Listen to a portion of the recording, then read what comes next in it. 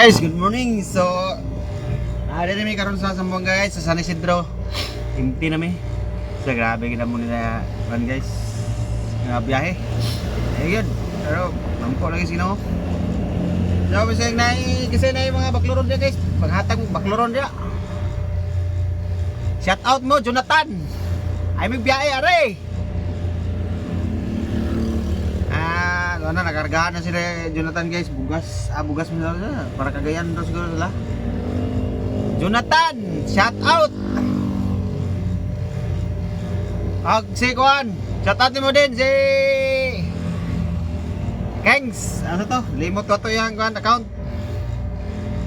Namin sa Zamboanga. So gabi, na-unload na namin gabi. So sayo pa unta to ni na-unloadan yung sa pao nasaag mi are.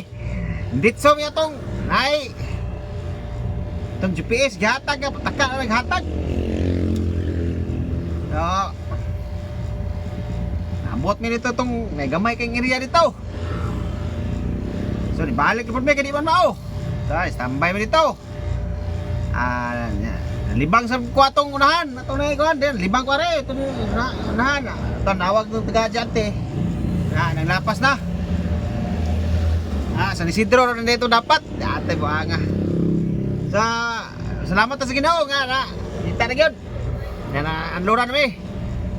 So mga guys, set out niyo data na no. So namin diri sa Zamboanga, San Isidro. So kinsa tong na yung mga bakloron dia. Panawag mo kay atong karga kay atong dalon og mingo mo sa Manila. Pwede gyapon. Og mingo mo Cagayan, Cagayan, Davao ana. Bato, Jinsan. Og kinsa tong na yung mga bakloron dia guys. Dire. Tawag. Ay. Okay pa kani.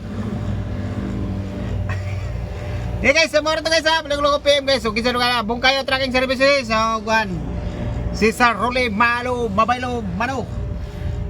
Moro guys, so naami diri sa Zamboanga na diri na moske nga pinagana ko trabaho. Kada guys, na. Ay moske dia. Samoro to guys, Palagloko PM kinsa na yung mga bakloron dia, pero ang kuan na tong kurga, kuan lang. Pinakataas lang 25 tons. Yan, baro to guys. Okay kayo.